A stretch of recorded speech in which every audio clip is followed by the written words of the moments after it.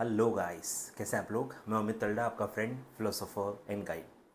तो मैं इस वीडियो में उन स्टूडेंट्स को गाइड करने आया हूं जिन्होंने जून 25 में बोथ ग्रुप्स अपीयर किए हैं, एग्जीक्यूटिव और प्रोफेशनल। ठीक है, एक वीडियो मैं ऑलरेडी बना चुका हूं कि जिन्होंने सिंगल मॉड्यूल दिया है उनको क्या करना चाहिए। उसका लिंक डिस्क्रिप्शन में दे देता हूं। अगर आपने अभी भी नहीं देखा है और आप कंफ्यूज हो उस टॉपिक को लेके, तो आप वो वीडियो देख सकते हैं। ये वीडियो प्योरली बोथ ग्रुप जिन्होंने अपीयर कर लिया है उनको क्या करना चाहिए वेटिंग फॉर रिजल्ट पीरियड्स में, इस पे हम डिस्कशन करेंगे। तो फटाफट वीडियो पहले लाइक कर देना। तो पहले आते हैं एग्जीक्यूटिव स्टूडेंट्स पे। एग्जीक्यूटिव बच्चे ने बोथ ग्रुप दे दिए हैं। तो अब पहली कैटेगरी आती है जिनको पता है कि पेपर अच्छे नहीं गए हैं, कहीं ना कहीं अटकने के चांसेस हैं। दोनों में से कोई ना कोई एक ग्रुप अटकेगा या हो सकता है दोनों ग्रुप ही अटकेगा, क्योंकि पढ़ाई उतनी अच्छी नहीं हुई थी because of what's over reason. तो उनको टाइम वेस्ट नहीं करना चाहिए, उनको रिजल्ट तक वेट करके कोई फ़ायदा नहीं है। कैसा है ना, ज़िंदगी में कभी भी खुद से झूठ आपको नहीं बोलना चाहिए। खुद से बिल्कुल आपको एक मिरर टाइप होना चाहिए और ऑनेस्टली आपको अपने आप से बात करनी चाहिए कि अगर आपको पता है तो आपको टाइम वेस्ट नहीं करना चाहिए। ठीक है, आप लग जाओ। जो भी सब्जेक्ट आपका अच्छा नहीं गया है, जो भी आपको लगता है 40 भी जिसमें क्रॉस नहीं हो सकते, वो सब्जेक्ट्स आप स्टार्ट कर लो। ठीक है, क्योंकि अभी आपके पास टाइम है। अभी आप एक दो सब्जेक्ट्स जो आपने हो सकता है सेल्फ किए हों, आप अभी उसकी क्लासेस के लिए सोचोगे तो वो भी आप अभी कर सकते हो। रिजल्ट के बाद फिर क्लासेस ज़्यादा करने का टाइम नहीं होता है, आए ख्याल में। तो अभी आपके पास टाइम है। एक दो सब्जेक्ट्स अगर आपको रेगुलर क्लासेस लेके या यूट्यूब से कहीं से भी लेक्चर देख के पढ़ाई करनी है तो आप अभी भी कर सकते हो, आपके पास समय है।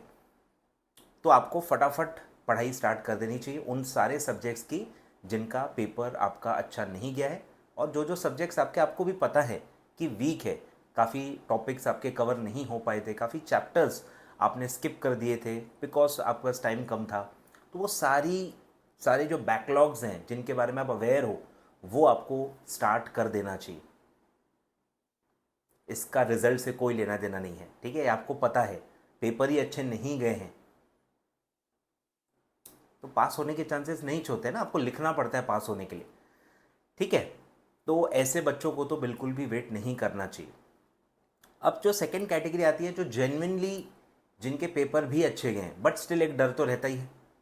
पेपर मेरे अच्छे गए हैं बट स्टिल एक डर तो रहता ही है कि यार पास होगा नहीं होगा, मार्किंग स्कीम कैसे होगी, चेकिंग कैसे होगी, या मैंने क्या क्या गलतियां की होंगी मुझे भी नहीं समझ में आ रहा है। तो ऐसा होता है, पेपर अच्छे गए बट स्टिल कॉन्फिडेंस नहीं आ रहा है। कॉन्फिडेंटली आप ये नहीं कह सकते कि हाँ मेरा बोथ ग्रुप पास हो जाएगा। तो ऐसे लोगों को भी पढ़ाई फिर से थोड़ा बहुत स्टार्ट करना चाहिए, क्योंकि आपको भी पता है कि बोथ ग्रुप में काफ़ी टाइम लगता है। बोथ ग्रुप में टाइम लगता है, इसीलिए एटलीस्ट कुछ तो आपको अभी ऐसा करना चाहिए।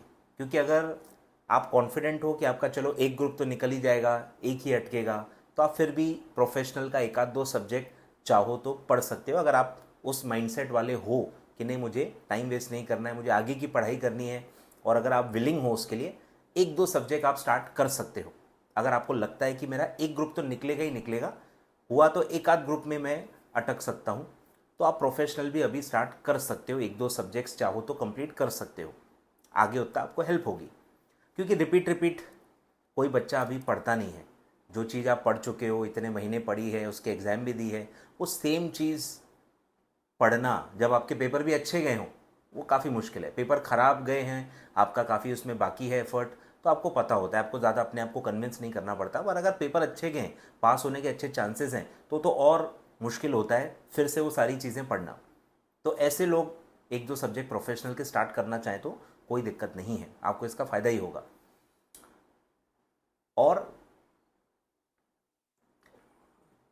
इसके अलावा कुछ मत करो। मतलब काफ़ी बच्चे होते हैं ना, ऑफ द लीग सोच रहे हैं, ये कर लेता हूँ वो कर लेता हूँ। ठीक है, कुछ खास फ़ायदा होता नहीं है। आपका सीएस आपने कैसा किया है, कितने अटेम्प्ट्स लगाए हैं, ट्रेनिंग कहाँ से की है, आपकी कंसेप्चुअल क्लैरिटी कितनी अच्छी है, ये तीन चार मेजर चीज़ें जो इम्पैक्ट करती हैं। बाकी सारी चीज़ों से कुछ खास फ़र्क नहीं पड़ता। मेन चीज़ों के जो फ्लॉज हैं वो आप ये सजावट से दूर नहीं कर सकते कि चलो मैंने कोई सर्टिफिकेट कोर्स कर लिया, मैंने कुछ ये कर लिया वो कर लिया, उससे आपके प्रॉब्लम्स ढकते नहीं हैं। ठीक है, मतलब वो कुछ भी कर लो। तो मुझे लगता है अगर टाइम आपको इन्वेस्ट करना ही है तो अपने आप पे ही करो, पढ़ाई पे करो। सर्टिफिकेट कोर्सेज का कुछ खास ये नहीं है, क्योंकि वो कोर्सेज सारे मेनली स्पेशलाइजेशन होते हैं। आप उसमें काम करोगे नहीं करोगे पता नहीं रहता, और जो जेनेरिक होते हैं उनकी कोई वैल्यू नहीं है, क्योंकि आप ऑलरेडी सीएस हो। सीएस सिलेबस में ही जो कंटेंट है उसी टॉपिक्स पे आप सर्टिफिकेट कोर्सेज कर लोगे तो फ़ायदा क्या होगा? आपके पास तो आईसीएसआई का पूरा डिग्री है ना, उससे ऊपर क्या है? तो जो कंटेंट सीएस में ही है उन्हीं का कुछ और करके कोई फ़ायदा नहीं है मेरे ख्याल से। और उसके अलावा कुछ आप हटके करोगे तो उसका आपको फ़ायदा होगा नहीं होगा, आप उस फील्ड में आगे काम करने वाले हो नहीं करने वाले हो, आपको भी नहीं पता रहता। इसलिए वो प्रोफेशनल के बाद करने चाहिए। प्रोफेशनल के बाद, जॉब के बाद तो आपका टाइम होता ही है, उसके बाद आपकी एक फील्ड भी डिसाइड हो जाती है कि हाँ मुझे यही फील्ड में करना है, हाँ मुझे यही करना है। तो फिर उस फील्ड में वो सर्टिफिकेट कोर्सेज करके कोई फ़ायदा भी होता है। नहीं तो बस मैं फ्री हूँ चलो कुछ कर लेता हूँ, कोई फ़ायदा नहीं है। उससे अच्छा आप आगे की पढ़ाई करो। एक आध सब्जेक्ट अगर आपने पूरा कंप्लीट कर लिया, सोच के देखो इसका कितना फ़ायदा होता है। प्रोफेशनल का कोई एक सब्जेक्ट पूरा कर लिया, उसका आगे फ़ायदा होता ही होता है। भले आप भूल जाओगे, पर एक बार आपकी पूरी रेगुलर पढ़ाई हो गई, आपको सिर्फ रिवाइज़ करना पड़ता है। वो उतने नंबर ऑफ़ आवर्स आपके बच जाते हैं और उतने नंबर ऑफ़ आवर्स आपको रिवीजन में आपको एक्स्ट्रा मिलेंगे। ये बेनिफिट बहुत बड़ा होता है, कोई बताता नहीं है आपको, पर ये बहुत बड़ा फ़ायदा है, बहुत बड़ा एडवांटेज है और आपको बहुत हेल्प होगी। ठीक है, तो ये हो गए एग्जीक्यूटिव के बच्चे। मेरे हिसाब से अगर ख़राब गए हैं पढ़ना स्टार्ट कर दो, अच्छे गए हैं तो आप एक दो सब्जेक्ट प्रोफेशनल के स्टार्ट कर सकते हो। ठीक है, फिर आते हैं हम प्रोफेशनल के बच्चों पे। प्रोफेशनल और बोथ ग्रुप दे दिए। अब उनमें से हो सकता है काफ़ी बच्चे ऑलरेडी ट्रेनिंग कर रहे हैं, तो कुछ और करने का आपके पास टाइम है भी नहीं। आप ट्रेनिंग पे ज़्यादा ध्यान दो। ट्रेनिंग में जो आप सीख रहे हो, काम कर रहे हो, उससे रिलेटेड आप और पढ़ाई करो, उससे रिलेटेड और जो भी टेक्निकल नॉलेज होती है वो आप और अच्छे से पढ़ो, तो आपको और हेल्प होगी। तो जो ट्रेनिंग कर रहे हैं उनको कुछ भी और करने की ज़रूरत मेरे ख्याल से नहीं है। अच्छे से आप ट्रेनिंग पे ही आप ध्यान दीजिए, कोई दिक्कत नहीं है। अब जो बच्चे ट्रेनिंग स्टार्ट नहीं किए हैं और प्रोफेशनल बोथ ग्रुप दे दिए हैं, तो उनको तो फटाफट ट्रेनिंग स्टार्ट करनी चाहिए। ईडीपी कर लो, अगर नहीं की है ईडीपी कर लो, और साथ साथ में ट्रेनिंग सर्च करना आप स्टार्ट कर दो, और ट्रेनिंग बिल्कुल आप स्टार्ट कर दो। अगर आपने प्रोफेशनल बोथ ग्रुप दे दिए हैं, इर्रिस्पेक्टिव ऑफ द रिजल्ट आपको ट्रेनिंग स्टार्ट कर देनी चाहिए। इससे ज़्यादा आपको वेट नहीं करना चाहिए मेरे हिसाब से। ठीक है, तो बहुत सिंपल है। ट्रेनिंग चालू है, ट्रेनिंग करते रहो, कोई भी दिक्कत नहीं है। ट्रेनिंग स्टार्ट नहीं की है, ट्रेनिंग स्टार्ट कर लो, ढूंढना चालू कर दो, क्योंकि उसमें भी आजकल बहुत टाइम लग रहा है। ट्रेनिंग ढूंढना भी एक अपने आप में टास्क है, एक अपने आप में हार्डवर्क और स्किल और बहुत कॉम्बिनेशन है। तो आप स्टार्ट कर दो, रेज्यूमे बनाओ, रेज्यूमे फॉरवर्ड करो, जितने भी वैकेंसीज अलग अलग जगह पे पोस्ट होती हैं वहाँ पे अप्लाई करो, और थोड़ा सा वेट भी करना पड़ता है, काफ़ी पेशेंस का गेम हो गया है। तो ठीक है, वो लोग ट्रेनिंग सर्च करना और स्टार्ट करना शुरू कर दें, और ईडीपी भी पहले कर दें। ठीक है, अगर जो भी नियरेस्ट ब्रांच में ईडीपी होगा आप वो भी देख लो, और फटाफट ट्रेनिंग और उसकी प्लानिंग सर्चिंग में पूरा टाइम इन्वेस्ट करो।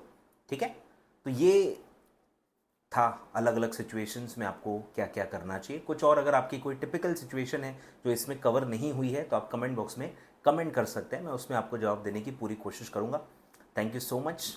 Do like the video, do subscribe my channel for more such guidance videos. और भी कुछ टॉपिक पे आपको लगता है कि वीडियो गाइडेंस वीडियो बनना चाहिए तो आप वो भी कमेंट बॉक्स में मुझे बता सकते हैं। मुझे भी लगेगा अगर बहुत ज़्यादा बच्चे हैं इस कैटेगरी में तो मैं अलग से वीडियो बनाने की पूरी कोशिश करूँगा। Thank you so much.